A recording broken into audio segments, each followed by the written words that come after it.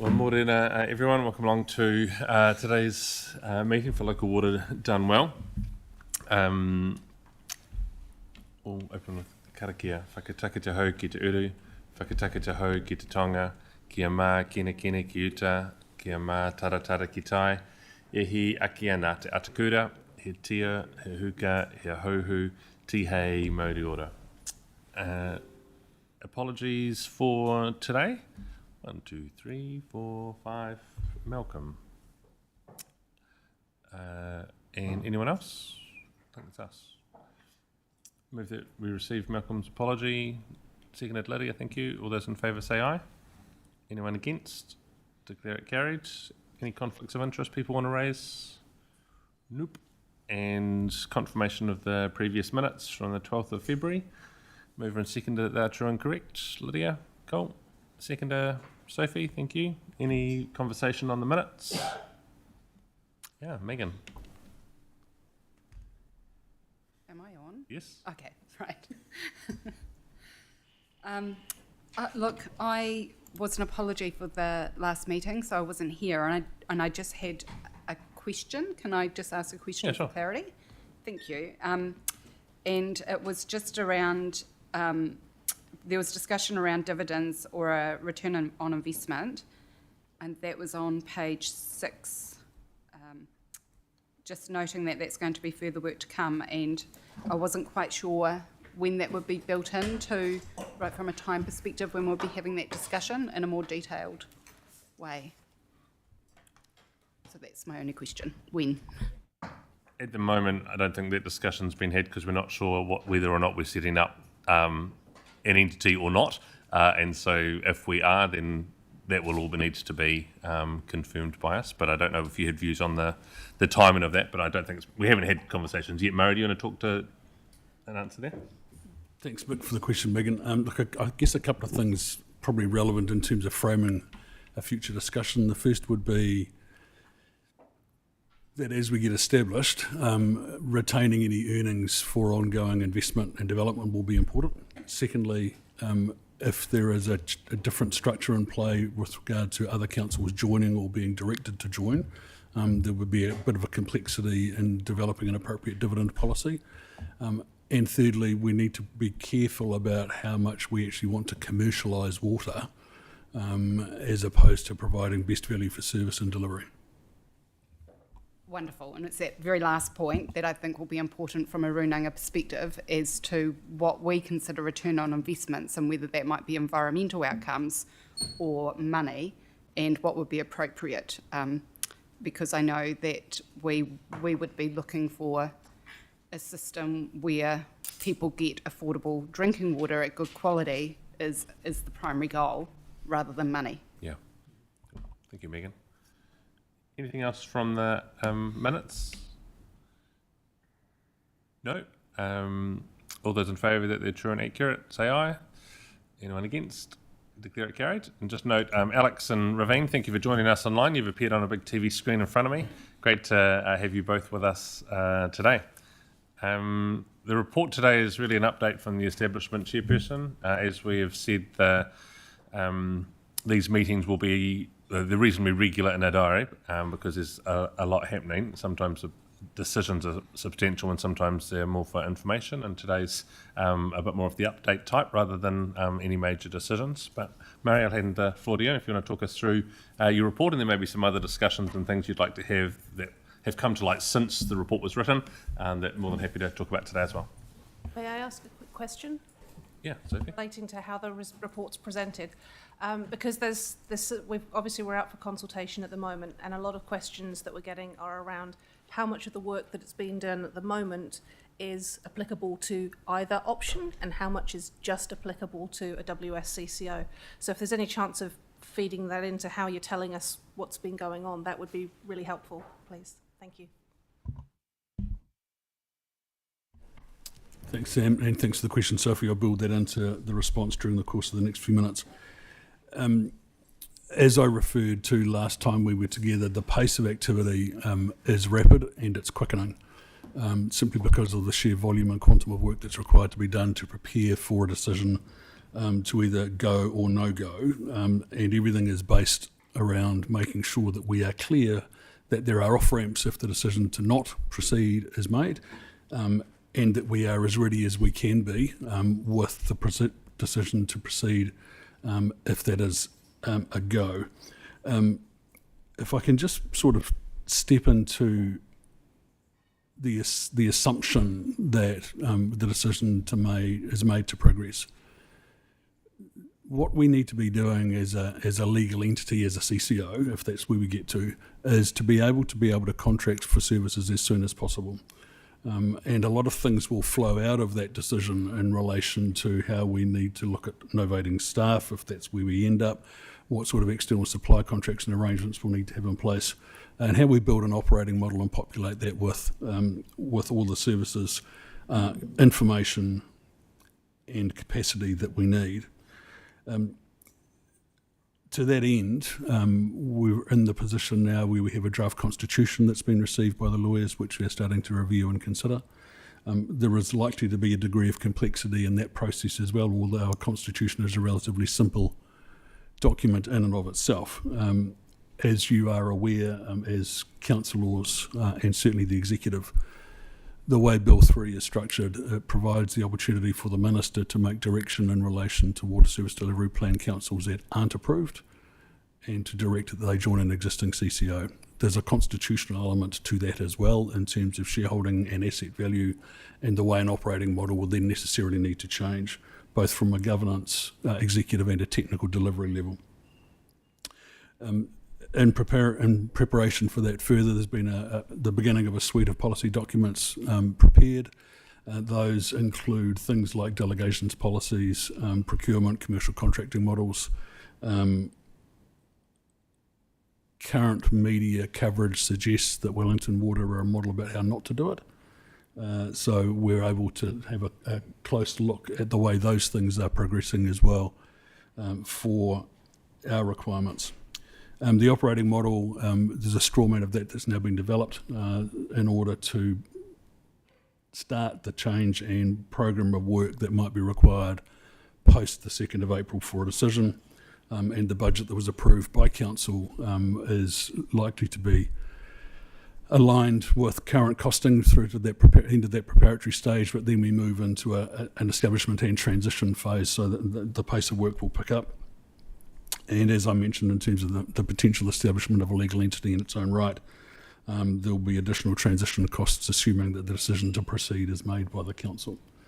I might leave my high-level comments at that, Sam, if I could, but I'll invite Catherine to provide some more detail, and happy to take questions and have a general discussion as councillors see fit. Thank you. Thank you, Murray. Happy to provide an update from the Project Management Office. So last week we met a major milestone of standing up a Project Management Office. So this is reinforcing the structured oversight and coordination of activities within the local water done well program. We have 83 remaining working days until we hit 1 July. So as Murray has said, this program is working at pace. But we are ensuring that there is appropriate off-ramps built in. And Sophie, thank you very much for your question and comment. We'll build that more clearly into our reporting going forward. The work is really picking up tempo within this space, running simultaneously with that public consultation, enabling us to be in a position to implement Council's decision on the 2nd of April. Key work has been focused, as Murray has talked about, around the operating model option and providing some detail around what that might look like, including the scoping of current service provision and operations to inform how transition and transfer planning may occur, subject to that decision on the 2nd of April. Work's also advancing on the legal review, which Murray spoke to, but in particular around the asset information and property access. And the Project Management Office has been developing some processes and tools which will support the Local Water Done Well program, aligning with best practice and legislative requirements. A significant work stream that's currently underway is the community consultation, and I'd like to ask Sarah to provide an update around the consultation and engagement activities that Council's undertaking. Thanks, Catherine. So in terms of the consultation activity, we're close to entering the final week of this consultation, and so far we've received 168 submissions as of this morning. 6 of those are wanting to be heard in a hearing.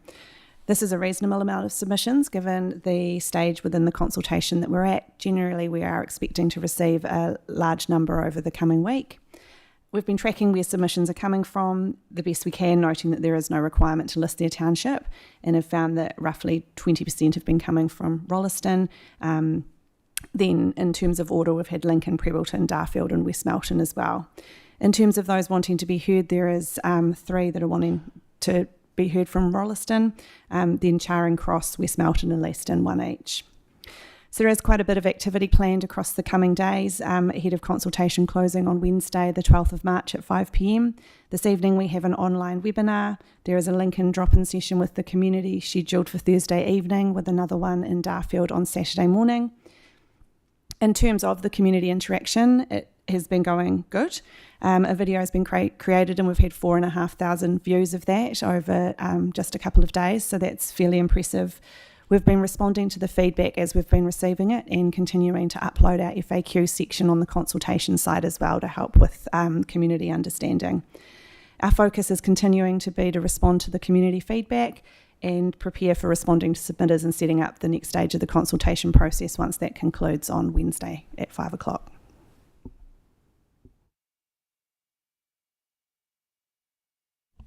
Thanks, Sarah. And Sophie, just in specific reference to your question, if I could just give you a sense of how we are looking to utilise any investment in this establishment phase that if the decision to proceed doesn't happen. So there's a significant amount of regulatory change coming in the water space regardless. A lot of the work that we are doing and that Julie's legal team are doing in conjunction with Simpson Grierson and to a lesser extent Price Waterhouse will be able to be used for ongoing activity for the council under the new regulatory environment once Bill 3 is in play. So there's not a lot of sunk cost, and it will just be the ability to take the off-ramp, take the advice and the learnings and the work that's been done and apply it to the new local water done well environment within the council. Thanks, Sam. Thank you. Raveen, if you had, I didn't have your face in front of me at the beginning of the meeting, I would have acknowledged you then, but thank you for joining us. I think this is the first local water done well gathering we've had you, so it's really good to have your expertise and involvement here. I wondered if there was anything you wanted to say or bring, or any questions you might have around the process at the moment. No, thank you, Mayor. No, I don't have any comments at the moment, but yeah, I'm delighted to be part of the group. I'm here more to give you my insights rather than to tell you what to do. So yeah, I'm happy to be of assistance. Thank you. Great, thank you very much. And I'll just note that today I'm giving Council's submission to the Water Services Bill just after lunchtime, so the submission's been done and we'll be speaking to that today as well with support from Julie and legal. Any other questions or comments or things that people want to dig into a little bit more in this conversation? Megan? I had just some questions on the paper to get a better understanding. So my first question was, so the Project Management Office has been mobilised, and I was trying to look back on the previous reports that we've had to get a picture of what that looks like, and I still don't have very much clarity. So what does that mean? Are we utilising existing staff here? What's the skill set? So just generally, what does the Project Management Office look like? Thank you, Megan. Yes, we have utilised secondments from SDC staff where there's particular skill sets and operational involvement, and that's part of that ensuring that work undertaken can support either option, so changes that may be coming internally as well. That's supported by technical expertise outside of that through contractual agreement arrangements. Mary, I'm not sure if there's anything further you would like to add. Thanks, Megan. So there is a requirement for external support in the PMO, simply because the SDC staff are running at full bandwidth. So to ask them to do more and more on top of their business as usual activity is probably unreasonable, and we wouldn't be able to move at the pace that we're doing. So we have some contract staff in play around digital IT and tech. We've got a support person sitting in the PMO from Simpson Gresson, who is there, Julie, I'm not sure full-time yet. Yep. We have a finance senior to support the work that Thomas Coburn from SDC is doing. And I'm pretty sure that covers the externals, unless you include Alex and I in that. Right, okay, great, thanks. So when it comes to things like all comms, like we have a pretty good comms team here in Selwyn, so are we utilising that, or is that at capacity as well? That's also at capacity, and Sarah and her team are doing a great job on the consultation piece. When we go to post-April 2, if there is a decision to proceed, we'll be looking to have our own comms resource in play, getting ready for day one activity in July. And similarly, the Marcoms piece, marketing and communications bit as well, will have some external support and assistance. Okay, that's really helpful to see, particularly when we just saw that article about Wellington where they've really relied on consultants and contractors. And so seeing that it's IT, law, finance and comms is pretty clear to us, and the purpose of it is because the council staff are already at capacity. That's really helpful to know. Then I have just one more question. Oh, that's right. You've used a term here called, it's about procurement, and it's called preferred system deployment options, and I didn't know what that meant.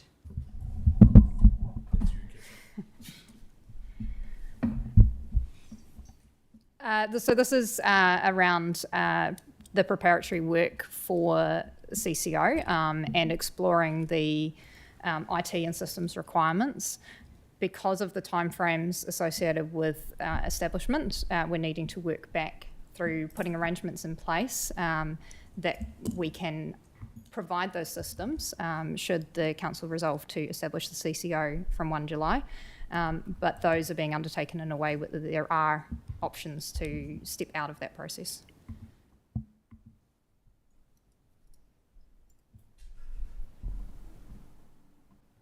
Thank you. Megan, does that conclude your questions?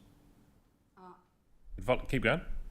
It does conclude my questions. I still I haven't quite understood what preferred system deployment options means though. What am I missing here? Why can't I get this? So you're saying it's working backwards from what? Megan, if I could ask Matt to answer that question, just to add to it a bit. Thank you. Thanks, Matt. Morning, Megan. So we have to split our systems to meet requirements. So that means we have to think very carefully about what system we choose. So we've looked at multiple options, and the one that is our preferred option is something that'll set the potential new water services entity up to meet the objectives moving forwards. Right. Okay. Got it. Thank you. Thank you. And Matt, just on that then, is the investigation into that something that if we go with an enhanced in-house model, we would also look to transfer and transition to? Yes.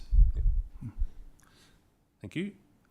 Next up is Lydia. Thanks, Sam. I have a couple of questions on here, and I'm unsure whether they're appropriate or not, but I'm thinking about the budget, and you're saying that that's going to be exceeded. Are we going to see any oversight of that? Are we going to see what is needed?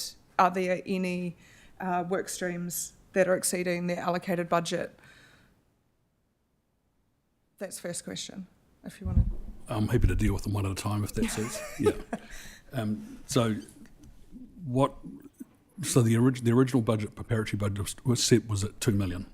We're comfortable that we're going to get very close, if not just under that, for the initial establishment phase, which takes us to the 2nd of April.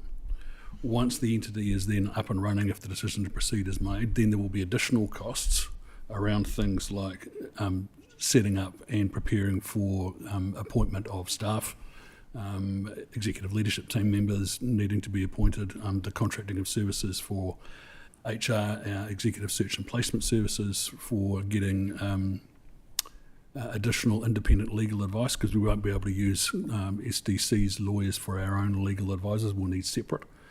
So we're building a budget for that at the moment. In terms of oversight of the $2 million, as I understand it, Sharon, you have the delegated authority for those funds. That's correct, and we have a budget. So I work really closely with Murray and Alex and Tim Mason around the $2 million allocation and where the expenditure would be, and we've constantly refining the budget to make it work within that $2 million requirement. So we keep a close eye on the budget, and as Murray said, we're expecting to stay within that budget. But if that decision is made to establish a CCO, there will need to be further conversations about what the next phase requires. And I think we were quite clear in the report that came to council that the $2 million was for that initial establishment phase. So ongoing, and that's sort of where I'm looking ahead if the decision is made. Who is going to fund the cost, and where is that decision going to be made? Thanks, Lydia. So there's a conversation that needs to be had around capitalisation of the CCO, where working capital comes from, and how quickly money can be transferred out of SDC that is specifically related to water to enable it to operate. My view is, preliminary though it is at the moment, that the working capital requirements are probably going to be more significant than we might have anticipated, simply as we go through a rapid stand-up into transition. But then, of course, it will diminish over time, and those numbers have been referenced in the consultation document for the first 3 years, with the diminishing cost as we head out towards 7, 8, 9 and 10 years. Thank you. I think it's helpful for our community to probably hear this as well, to have an understanding. We are fielding a lot of questions around the consultation document, and I'm finding it difficult to be able to give information to people because of the understanding of what is going to happen post-decision, and I mean, we don't know what that decision is, so some of this stuff is as clear as mud for our community. My next is just around the constitution development, and you say that it's drafted in with the lawyers, and I was wondering when we might see that, and is that going to be workshopped by governance? I'll ask Julie to answer that one. So we've just received it yesterday. I have, no one else has actually seen it yet. I will be sending it out today. So we're doing a page turn as management to work through it tomorrow. And then once we've worked through it, it'll come to Sam and yourselves to work through as well. Fantastic, thank you. And just my last question, and this is more of something that has come from the community, and I'm not sure whether it's Murray to answer this or something that could be answered for me post-meeting, but it's around an indication of what our balance sheet would look like with the removal of assets and debt transfer from Selwyn if the decision is made to stand up a CCO. And I guess from a council point of view, it would be good to understand what that looks like. Alison, you've done some work on that already. Do you want to talk about it? Thanks, Lydia. So yeah, we have done some work on it. So I mean, essentially the assets in question that were relating to the waters would be transferred. We are, and I think as Murray alluded to earlier, we are working through any of the debt that's associated and attached to said assets, and also the projected debt that we were expected to take on for the future LTP projects. So that's all being worked through just now. I do have a meeting this morning with LGFA to talk about the broader financing aspects, which would be SDC and projected for if a CCO was stood up. Okay. Thank you. Thanks, Lydia. And I just want a question around the budgets, whether or not there's something that could come back to this group on what's been set so far and what's been spent, so people can We'll see have that, where that sits. we'll have that for you at the next outing, Sam. Yeah, great. Thank you. Sophie. Yeah, kia ora team. So I've got two questions, and they're probably to direct to different people. Sorry. One is around the people work stream. I'm just wondering how staff who this is going to directly impact, no matter which way it goes, are doing, basically. Thank you, Sophie. And we care greatly and deeply for the staff that are involved. I think we've had many conversations where, understanding that our water engineering staff have lived with water reforms for maybe up to 5 years, and there is a strong sense of fatigue related to the constantly changing environment. Tim's doing a great job, supported by HR, around putting those wraparound services around those team members and sharing relevant basically being transparent and sharing as much information as possible, and understanding if a CCO was to be established, which roles would move across and which roles would stay within the organisation. But we are very much supporting our staff. And I think we've also indicated too that if council decide to establish a CCO, there's also a second element which we need to look at with regards to the broader organisation, ensuring that remains right-sized for the business that is left. But to give some context, it is a small proportion of the business and organisation. So if you think about it, we have over 640 staff. If a CCO is to be established, realistically, we're looking at around, I think, 19 or 20 persons, not FTE. So in terms of physical change, it is a small proportion of staff moving across. So, and we're already factoring that in terms of what that would look like, bearing in mind we are retaining stormwater as a recommendation. Thank you. And yeah, it has been a very long, drawn-out situation as far as all these reforms have gone. So yeah. So the other question I had was around late submissions. So normally when we do a consultation, quite often with LTPs and annual plans and everything, you do tend to get some late submissions, which is not necessarily because somebody, deliberately is trying to be late. They're trying to get this stuff straight in their head, and there's a lot to get straight before you make a submission here. So I'm just wondering how we're going to be dealing with those. Sarah, do you want to talk on it? Yeah, sure. So we've actually been doing a bit of work on firming up our, our guidelines around late submissions. So while the expectation is that the community meets that 5 p.m. deadline, we're realistic in terms of making sure that it's still an accessible consultation for people as well. So there is an element on as a case-by-case basis. For example, we had a consultation recently where there were computer glitches and errors for one particular organisation, and so we accepted that late. We do also have a consultation coordinator to assist, so there is resource there to be able to manage some later submissions. I say that though, bearing in mind that we won't be taking submissions a week, 2 weeks later, because we simply can't within the time frame. There's pragmatism. Thank you. Question Tim and I were just discussing about following the hearings, there's going to be which are by all of council, and then there's a decision for all of council. Does this group want to have any further discussion about the way forward in between submissions and that decision date? Or due to the fact, and this is probably my view, due to the fact that council's hearing all of the submissions, actually they should just proceed to council then making the determining decision, and we'll have all the people that would normally be at this meeting at that meeting, obviously. But I can't see a particular need to run an extra meeting just of this group in between those two, but happy to hear any views of the room if there are any on that. We don't currently have something scheduled in there.